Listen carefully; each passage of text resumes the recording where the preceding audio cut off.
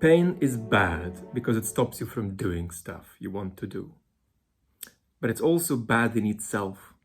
And that's the distinction that healthy people need to do a better job of understanding. Here's the second point. There's a difference between severity of pain and quantities of pain. And that's really important because people with ME, even those who experience less severe pain, experience very high quantities of pain. Let's take an example. I rarely experience severe pain these days, but since I got sick in 2004, I have felt some degree of pain in all parts of my body, with a few exceptions, and the exceptions might be my head, my neck, my back.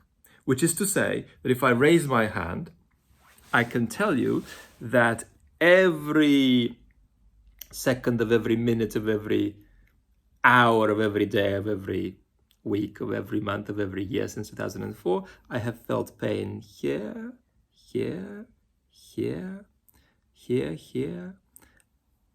And you can take that all the way down through most of the muscles and joints you can find in the body. And let's be clear, most days my experience of it is mild. This creates the possibility for another kind of pain about the pain of not being able to properly locate your pain.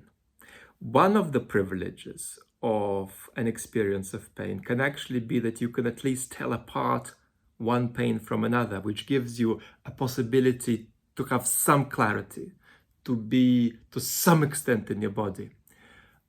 A lot of people with ME, probably most, struggle to distinguish one pain from another much of the time because the pains come at them as sort of one big wash.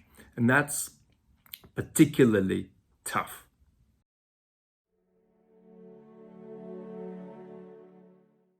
If we are to avoid misrepresenting the experience of people with ME, we need to understand the most distinctive and the most nightmarish symptom of ME, which is post-exertional malaise. Post-exertional malaise isn't an ordinary symptom. It's a symptom that makes all other symptoms worse, even upon minor cognitive or physical exertion. Most people with ME actually get progressively worse just by lying down in bed, because lying down in bed constitutes an activity. The only way for patients with ME to come out of this spiral is to lie in bed plus shut their eyes, plus shut their ears, plus try to still their mind. And do all of that whilst experiencing a level of physical suffering that is making it very difficult for them to experience anything approaching relaxation.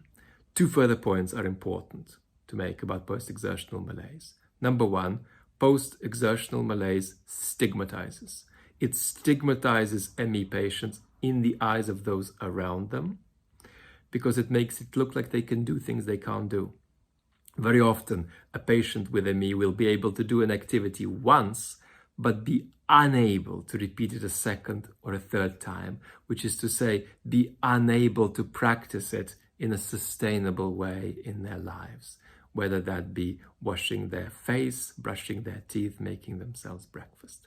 For the very same reason, patients with ME will often be rejected or rejected in the first instance by state support and state benefit systems. Second thing worth mentioning is that post-exertional malaise will often impact the patient with a delay. The delay might be hours, it might be days, it might be a week or two. So very often a patient with ME will not even have the privilege of knowing what it is that's caused this cycle of deterioration out of which they need to battle their way out. I'm aware that a small number of people were not fully comfortable with every single thing Miranda Hart has said. And so I want to touch on this problem, which is a recurrent problem, and I'm going to talk about it in much more detail in longer episodes on this diary. advocacy is political. So it means that objects one uses in advocacy, a very common object uses a sentence, they have to be relatively resilient, relatively robust. They're things you've got to be able to throw. They're things other people have to be able to catch. They're things that have to be ready to absorb bumps of all kinds. So if your object that you want to throw is so delicate and so specific in its arrangement and so touch me not and so precious, then people ain't gonna be able to throw it around. So it might be everything you want it to be, but it ain't going anywhere. And so it's very important that when folks come in and say positive things about this community, things that are intended to help this community, that we ask, on balance, is this bringing us closer to where we want to go, or is this taking us further away? That's the question. The question is not, am I comfortable that 92% of this describes my experience as it really is? Why isn't it 100%? I mean, there is this 8%. It is missing. It is missing there. No. Is it getting us closer or not? That's really the basic question. Brothers and sisters and siblings with ME, one of my thoughts of the day is that folks with ME also belong to a wider group of people, and that's people with disability. And in some ways, it's really important to emphasize our own journey.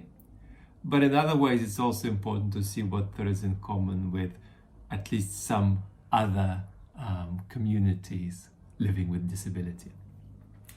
And in that light, I wanted to share a little bit about one person's journey with disability. And that person is the great German moral philosopher Friedrich Nietzsche. Nietzsche was sick all his life. His dad died of a neurological condition at a very young age. Nietzsche succumbed at a young age to a neurological condition as well.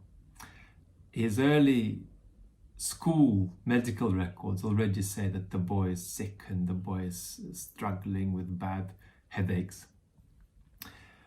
And what I wanted to share with you is a little bit of a sense of how Nietzsche suffered and lived with his disability throughout his life by taking out a few lines from his personal correspondence and sharing them with you.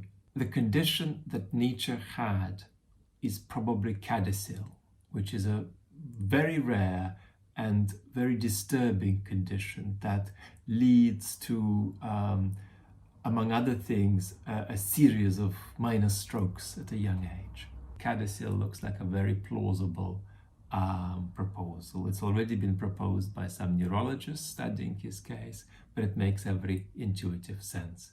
Now, the condition itself wasn't actually discovered until 70 or 80 years after Nietzsche's death. So during his life, he was not much helped by doctors and indeed stigmatized and misdiagnosed.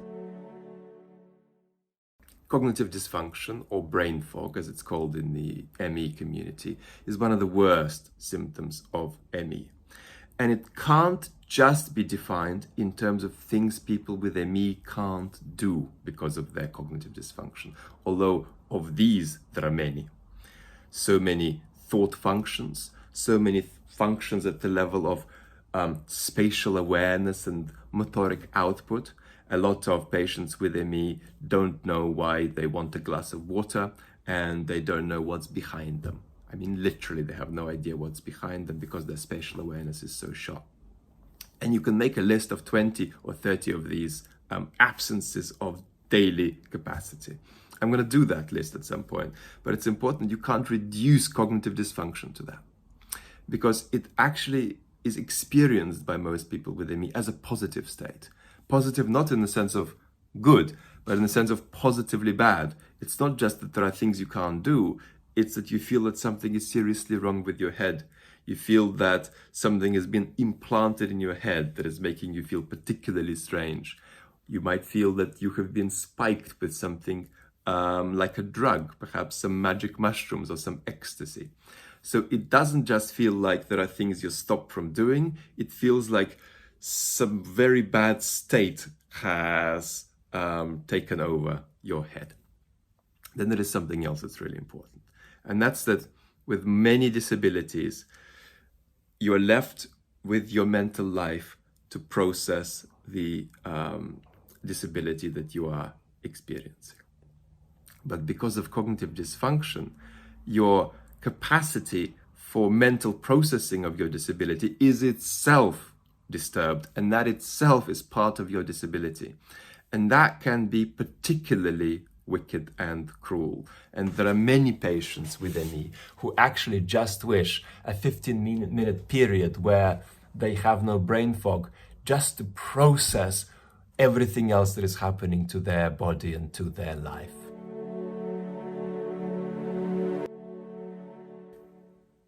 It's late, and it's time for episode 31 of my ME diary, and I am still talking about cognitive dysfunction. The last episode on cognitive dysfunction and brain fog got slightly lost in the Twitter sphere, so I might attach it below this video. And I think I want to say three things.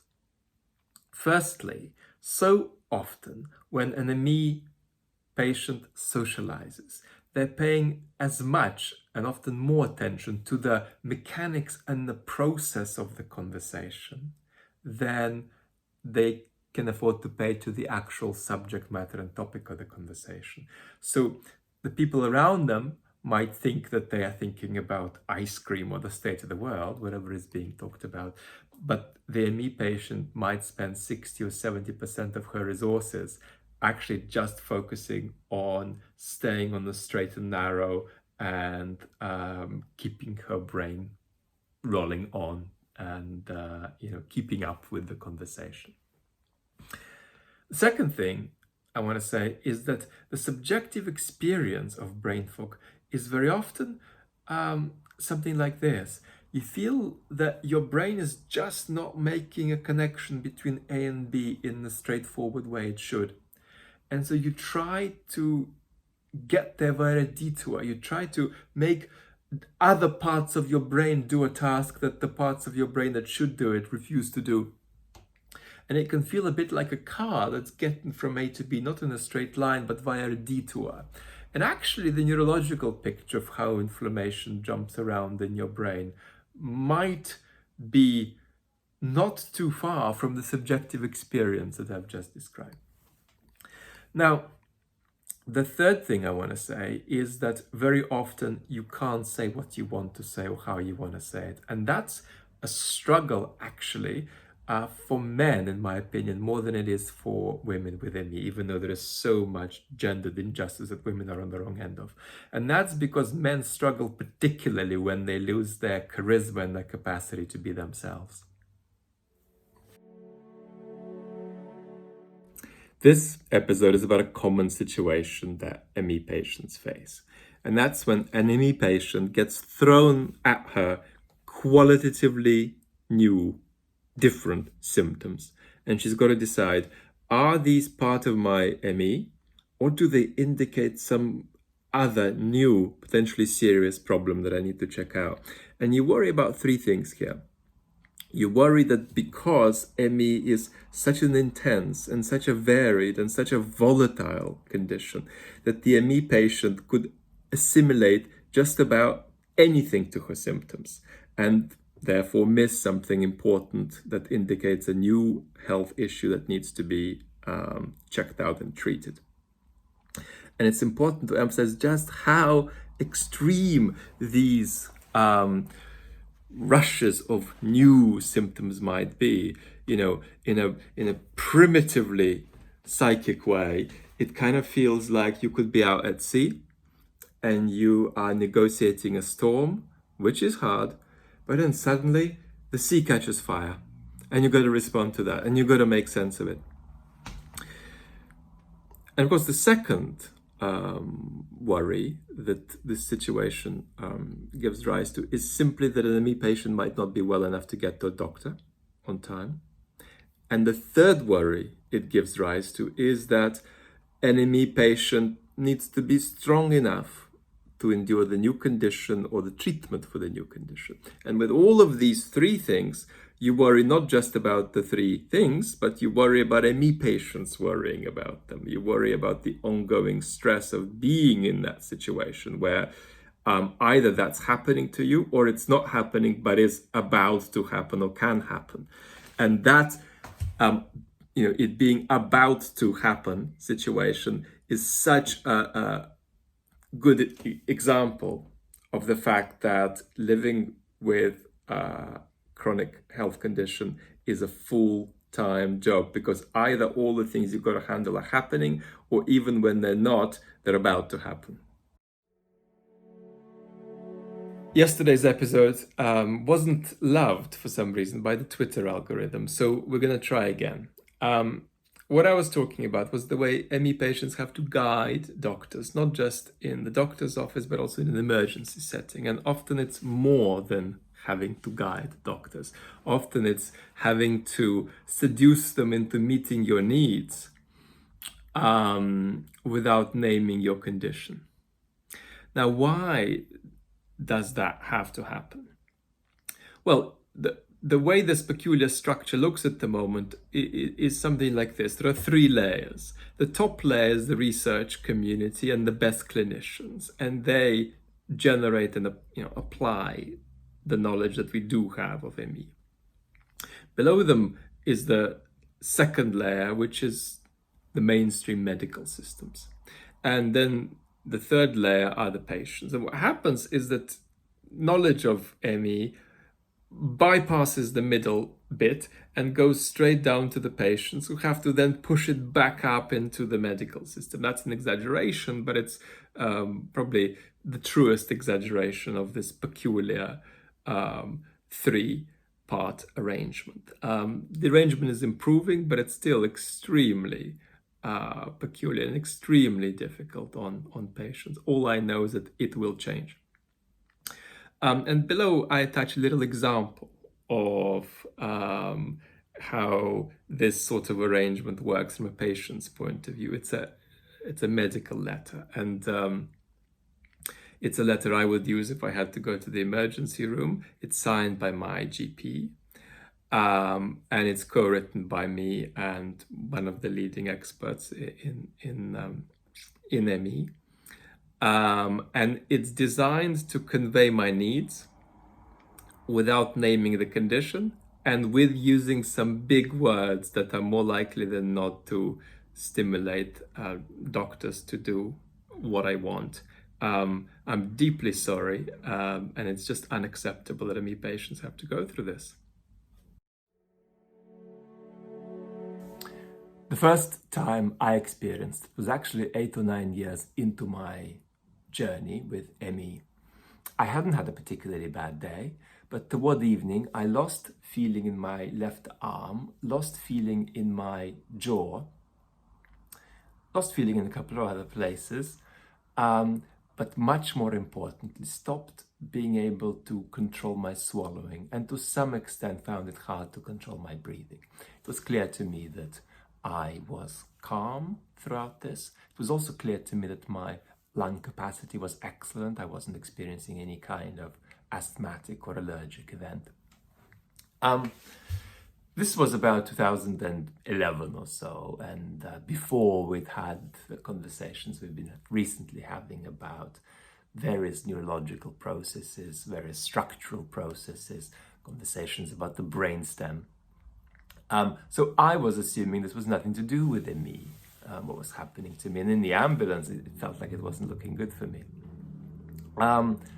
Now, I was fine, and it took me a few months to get back to where I was before this incident. And these incidents kept recurring, and sometimes I'd have to go to hospital. What I want to say, first of all, is that it's important to acknowledge that this MS-like situation, call it a symptom or a spectrum of symptoms, is something that a lot of ME patients experience. So it's important to acknowledge that. It's a scary thing to experience, not just because you feel out of control, because you think, well, hang on, what if the swallowing and the breathing thing just keeps getting worse and worse? What's the next step? And then you realize, oh gosh, I don't think a doctor will know how to stop this process either. So fingers crossed, let's hope it doesn't go too far. So it can be a very scary and intimidating process.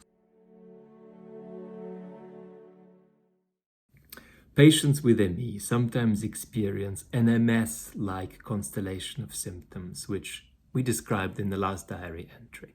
But they include difficulty swallowing, some difficulty breathing, sensations of numbness, loss of feeling in the body, maybe partial paralysis.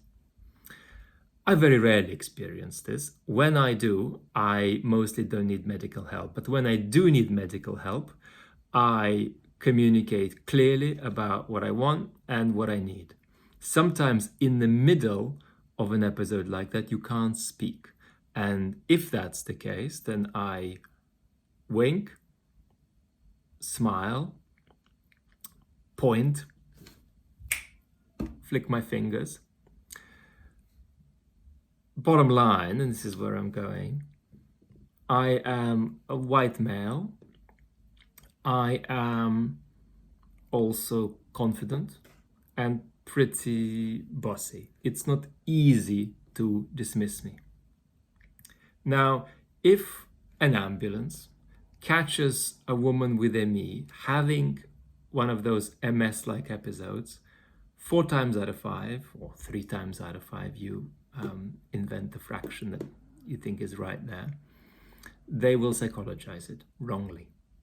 They will not trust the woman's account of her own experience. They will not hear her. They will not give her a just degree of trust and value as a witness, as a testifier to her own experience. Much the same will happen retrospectively in the GP's office when this incident is discussed, a few days after it's happened. The main place a doctor will jump here is panic attack. But of course, this MS-like constellation of symptoms is no more psychologically mediated than any other symptom of any other medical condition, or even a brick falling on your head.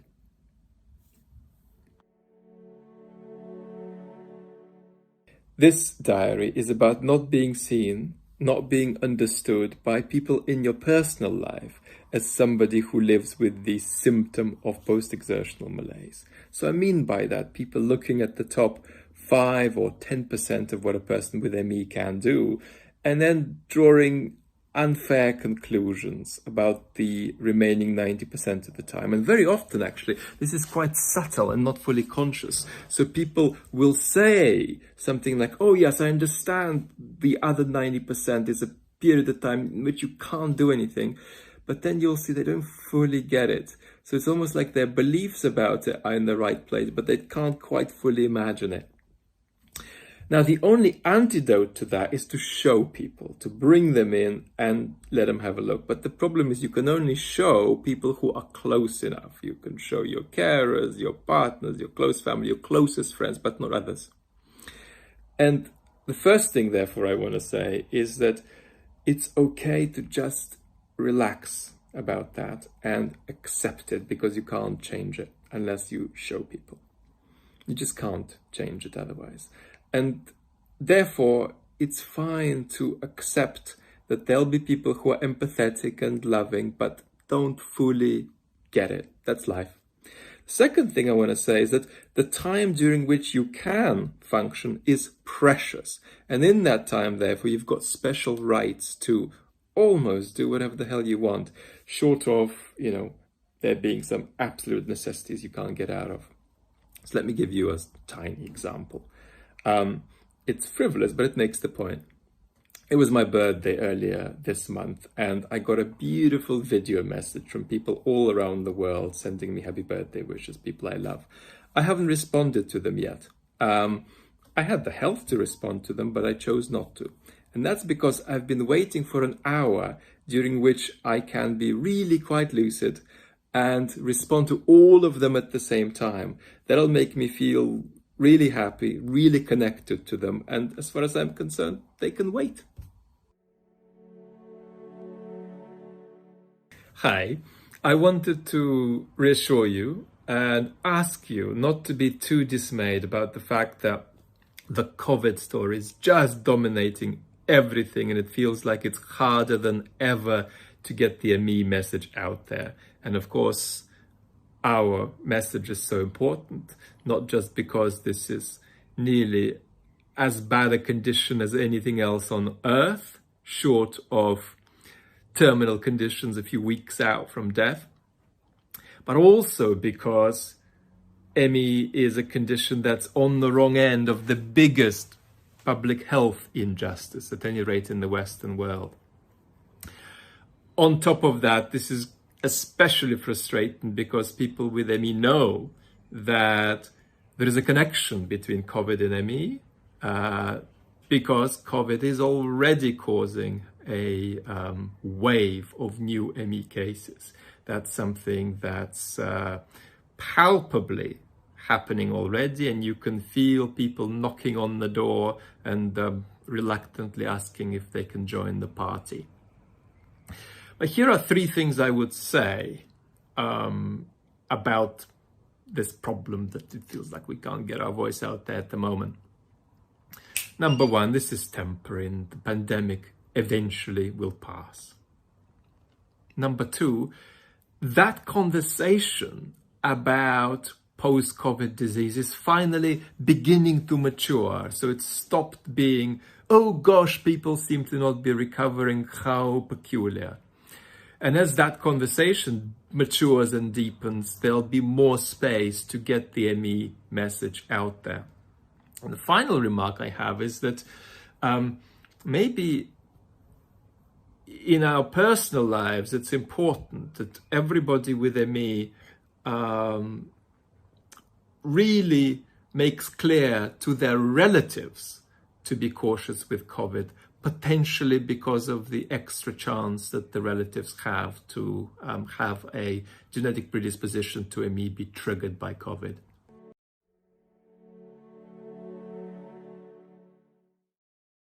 I don't mean to talk about the woman-doctor relationship, because I'm talking about everybody, men too. But I title it like that because the problem is bad for everyone, but worse on average for women. Now, I don't have the extraordinary medical history of Jen Brer, but I have seen what feels like hundreds of doctors in 4 different countries over many years.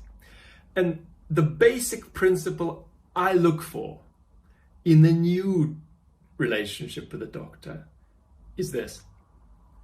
I want a situation in which knowledge flows in both directions. Knowledge flows from the patient to the doctor, and knowledge flows from the doctor to the patient.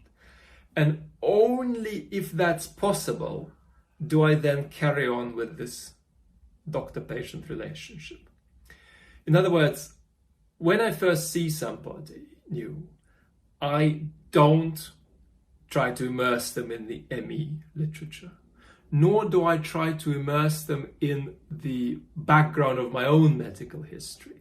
Rather, I establish this kind of communicative dynamic where the things that I understand, no matter how well I can put them in scientific terms, are available for the doctor to absorb, and things that the doctor knows about human bodies and basic physiology are, available to me, and we can work together.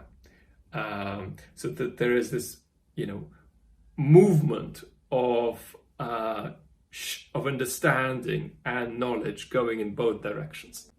And of course, there are many ways to get there. And I actually do think that one of the many tricks to try is what Jen's been talking about. Jen Brad's been talking about the last few days.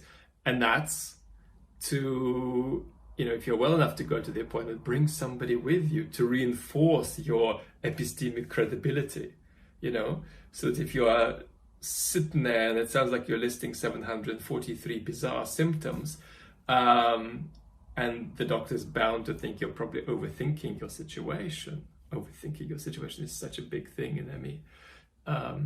But the thing to do is to get somebody in with you and get them to say something like, yeah, I often worry that my partner, my friend, my family member here underplays how they feel. I worry about, they have a history of playing things down. That's a help. Hi, brothers and sisters with ME. Ignore the terrible mess behind me, please. I'm interested in, what one feels toward other people with this condition. And of course, there are the people who we know closely, who are intimate to us. So I know two people who have ME who are, close to me. They're people I love. They're not just people in the community I'm connected with through the community. And about these two people, particularly one of them actually, for special reasons, I feel grief. And what I mean by that, I don't feel their grief, which I feel too. I feel my own grief for them. And that visualization, if you make it a visualization, has a very simple beginning. If you imagine a little line going somewhere, then we reach the point of the person getting sick and the line goes here. Well, I visualize the line as it would have gone on had the person not got sick. And of course, for all of you guys with ME, I don't feel my own grief for you. I don't know you well enough, but I do feel some of your grief. I do.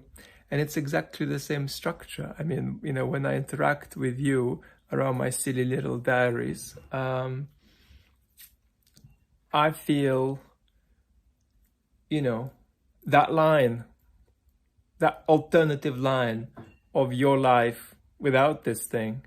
And I'm probably conscious of that, with every comment I write and read. But you see, not necessarily in a terribly heavy, weighed down sort of way, because you can also dance with contingency even when it's brutal. I'm thinking about what you put into your body. And of course, I'm talking about news and social media. There's a lot going on in the world that might be stress-inducing or fear-inducing or anger-inducing or uncertainty-inducing.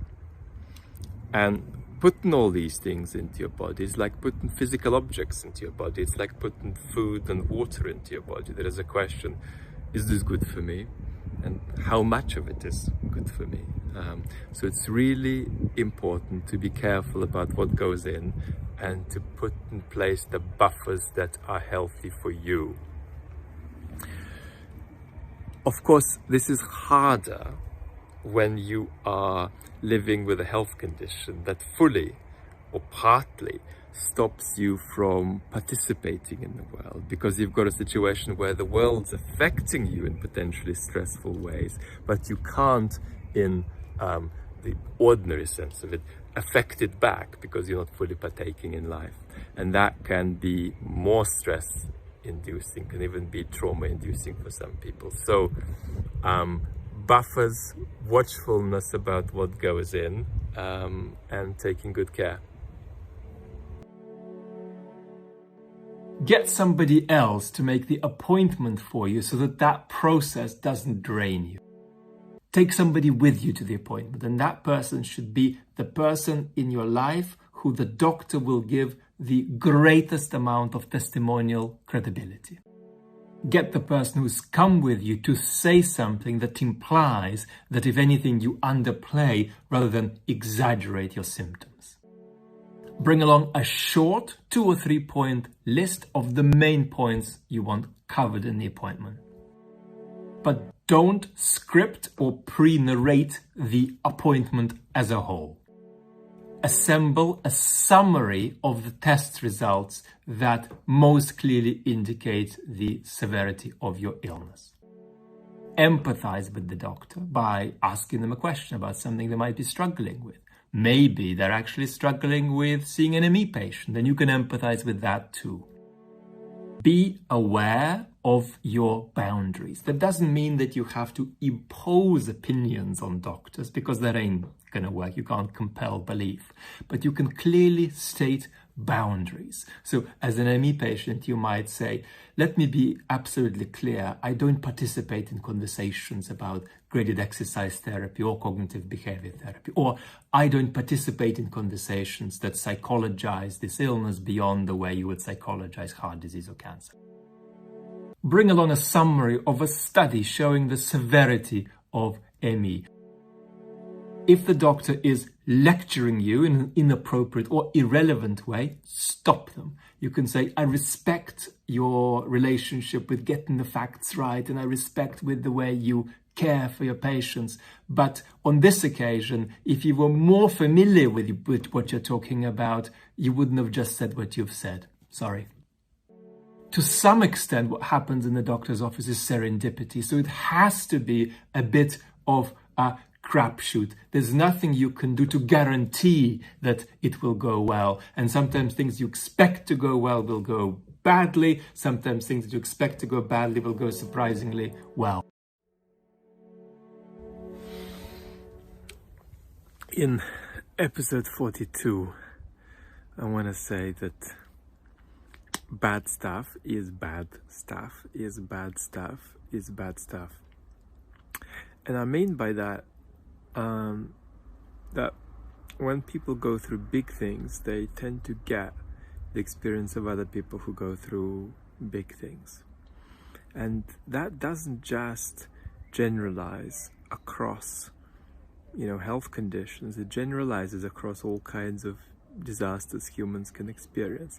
Now, that's not going to mean that people who haven't experienced the particular problem you've experienced are going to know what it's like. They're not going to know that. But it does mean they're going to know what it's like to have really bad things happen to you, what that does to the way you are in the world, what that does to the way you see things. And my personal experience is this, that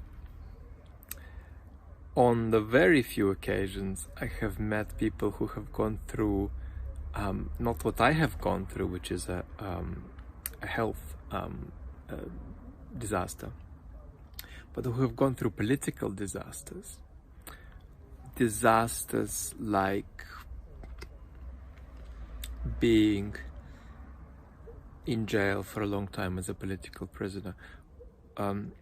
Every time I meet people like that, we understand each other very quickly and immediately. It's almost like looking across the room and making eye contact, and you immediately know.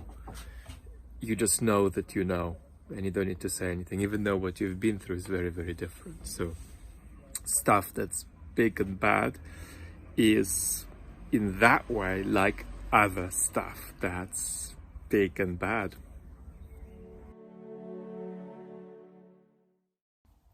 I haven't opened my front door in over 3 months.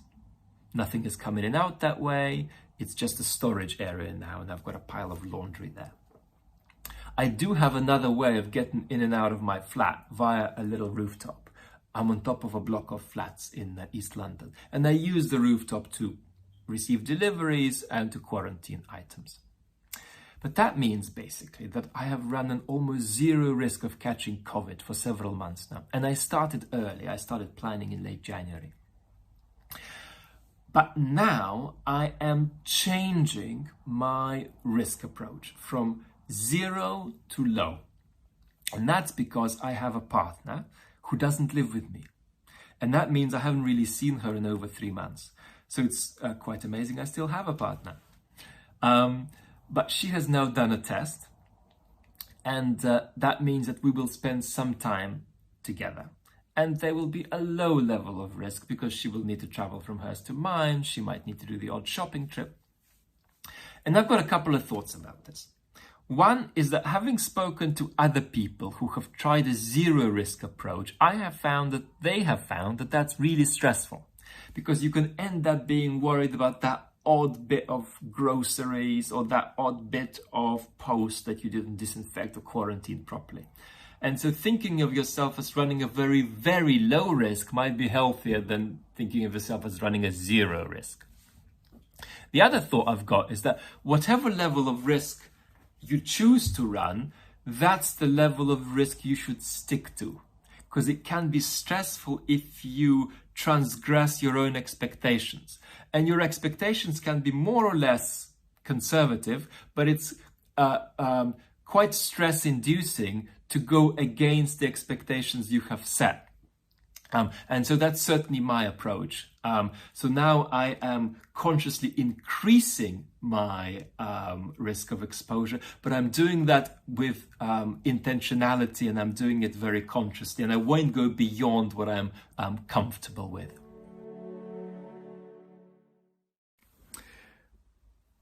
Grief leads to other grief. That's, I claim, a universal feature of human psychology. So if a new bit of grief comes into your life, it's going to reactivate the other bits of grief that are already in you. And of course, when you're talking about a person living with a significant disability, they will often ongoingly be in a grief process about having got sick. And any other bit of grief that comes in to their life will reactivate that ongoing grief further, like a bit of fuel added to a flame. And of course, everybody living with a disability, everybody living with ME knows that, even though sometimes one can be half inclined to forget it.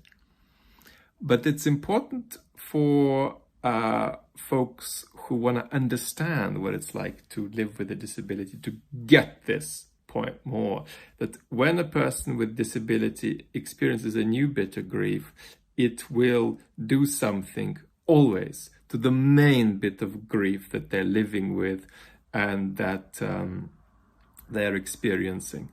And, you know, it doesn't all have to be dark and heavy. When I say you're living with grief all the time, I don't mean that there's a rock sitting on top of your head. You can sometimes be free or freer from it. But moreover, you can often be in a healthier relation with the grief, in a less rigid relation with it. You can dance with it. You can laugh with it. You can laugh at it sometimes.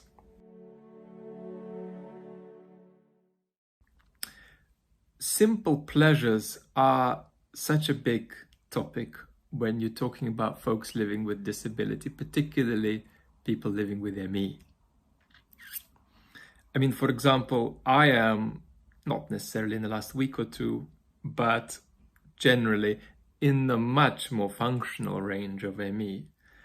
And one of the things I miss very much is the simple pleasure of being able to walk very far, and also to be able to walk and think, to be able to walk and talk. But of course, when people with ME walk, even, you know, relatively more functional people like me, our IQ drops immediately.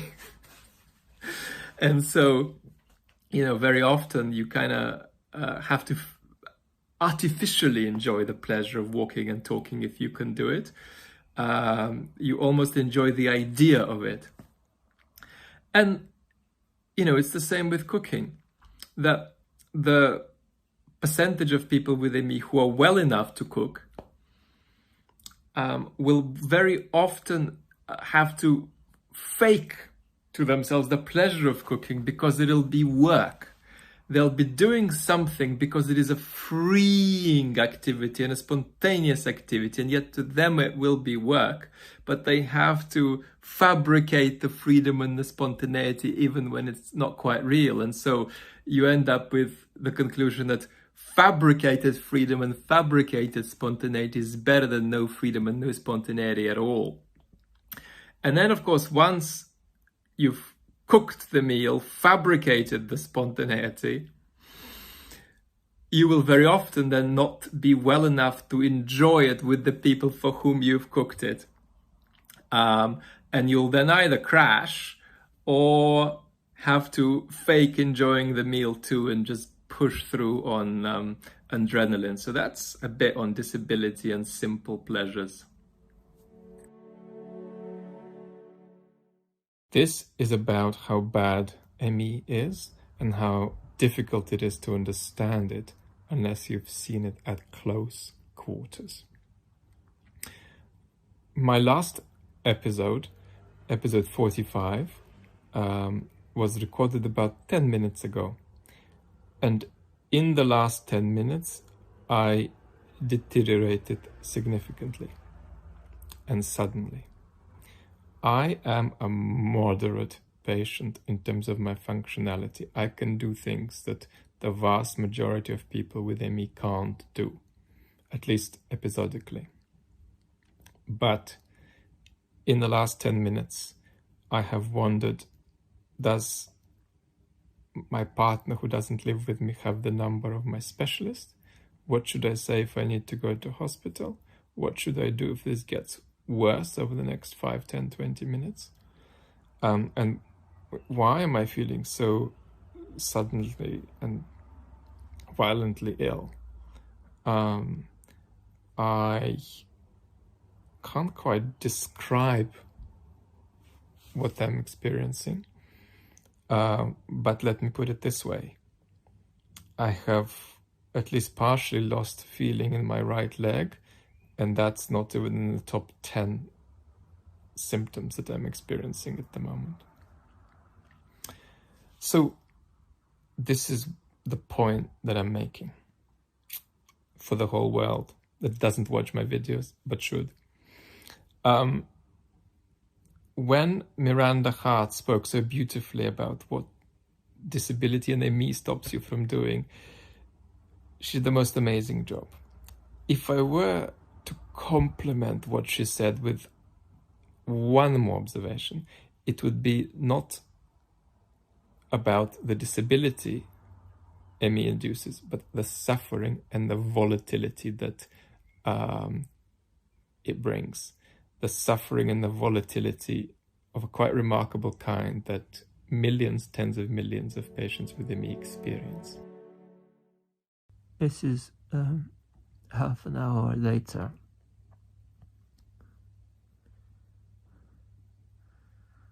And I am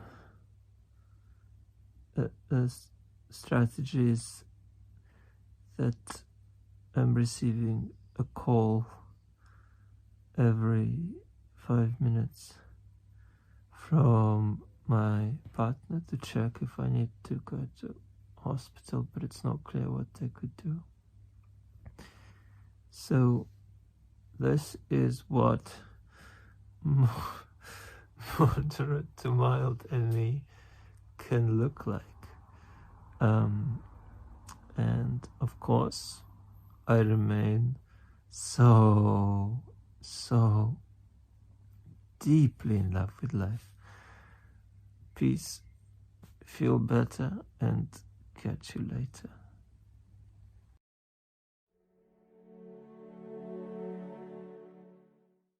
When people with ME are in the brief, better envelopes of functioning, they feel judged. And they feel judged because they are judged. And they're judged because most people believe what they see.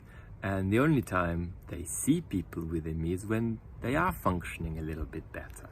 And they assume that that's what the experience and the condition looks like. And that feels brutally unjust. because somebody's taking the top 2 or 3% of your experience and assuming that the other 97 are going to look the same, when they might look radically, almost unbelievably different. Now, most of that happens innocently. Some people are better at placing in context the brief glimpses of people with ME when they witness them. I think men are probably less good than women at understanding that there is something that is beyond the immediate appearances. Men very often just need to bloody see something to believe it, else, you know, it ain't real to them. Certainly the most masculine men often relate to the world that way. And the kind of misrepresentation and injustice that people with ME experience here is twofold. One's that, you know, you feel, hang on, my top 5% is being generalized as though it were my entire experience, when, you know, there I am suffering most of the time, and I'm being, you know, categorized on the basis of the time when I'm sitting around having a cup of tea. There is a second injustice involved, and that's that people very often underestimate just how much people with ME have to work and even sometimes suffer during the functional times. So that the person with ME will often be having the cup of tea, but it could be that 80% of her energy is spent on making sure she's, you know, able to sit upright properly, making sure that she's able to string sentences together, and that too gets misrepresented. There's a difference between, on the one hand, trying and failing, and on the other hand, not even being given the chance to try. And it's the second situation in which people with disability often find themselves. When you want to do something and you try but fail, that's still life acknowledging and honoring the thing that you wanted. Because it's life telling you, look, you can get on the court and give it a go. You might lose, but you can get on and play. That's still life telling you, you can take meaningful action in relation to the thing that you want to accomplish.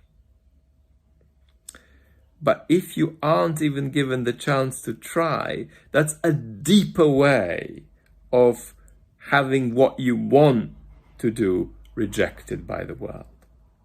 And of course, if that thing that you want to do is very central to your life, that's a deeper way of having your life rejected. It's so much easier to make sense of something you really wanted to do if you got the chance to give it a go but failed, than it is if you were just kept off the court, if you were never allowed to try. That leaves many more unresolved existential questions, and it's a case of a much deeper existential rejection with which folks with disability often have to come to terms with.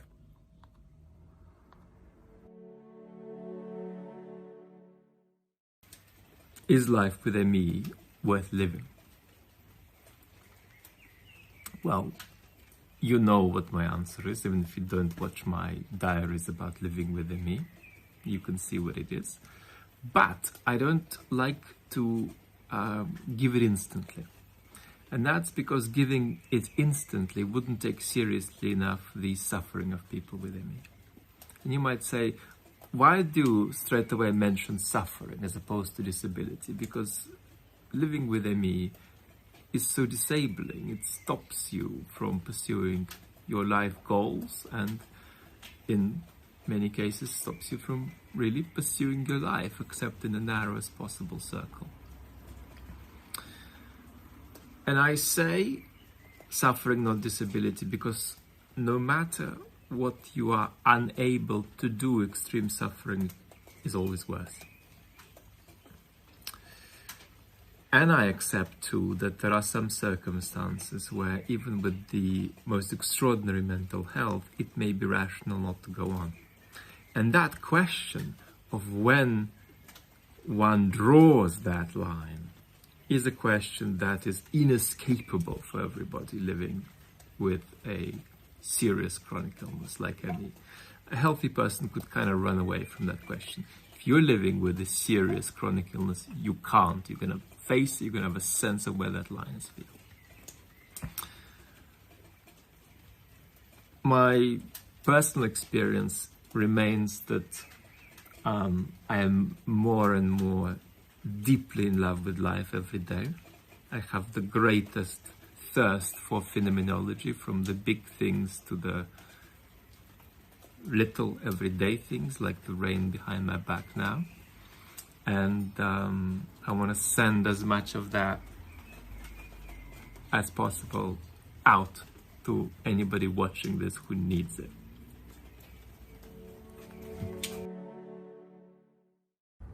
So I want to address this issue that comes up, and that's that people with myalgic encephalomyelitis are sometimes asked, especially in little Twitter skirmishes, to go vegan, because everybody should go vegan, because that helps us avert climate catastrophe.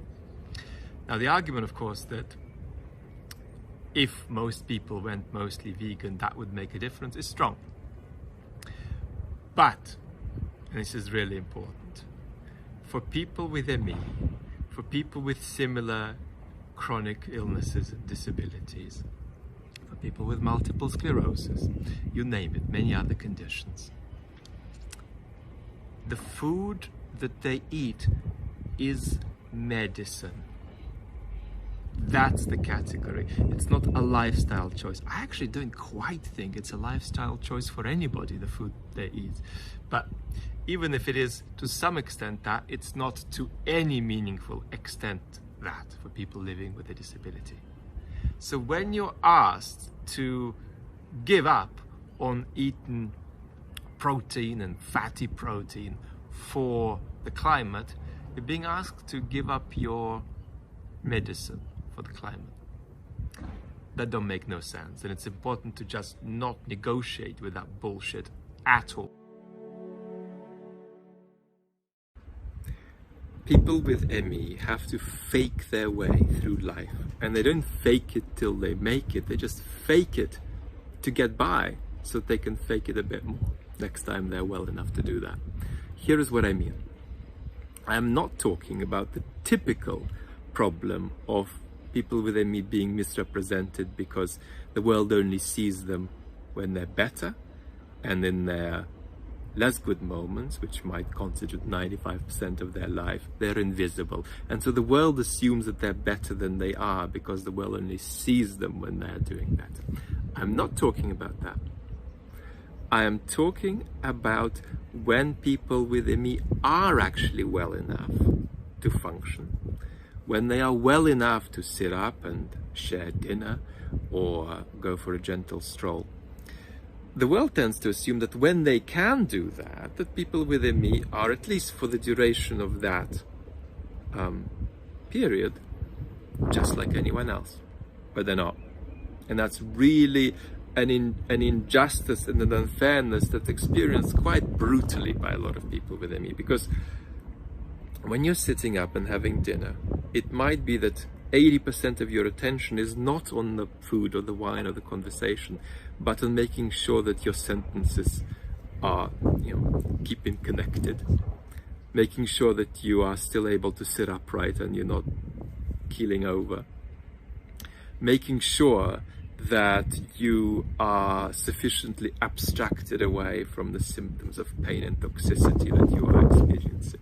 And that might be 80% of what you're doing at that moment, but the world doesn't know it. The world thinks that you are there, and for the benefit of the world, but also for your benefit, to keep yourself in a way in love with life and feeling free enough, you have to fabricate your own spontaneity, fabricate your own freshness and authenticity.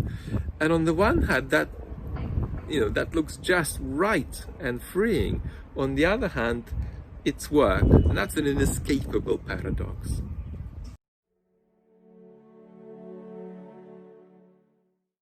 There are two ways of being deeply fulfilled.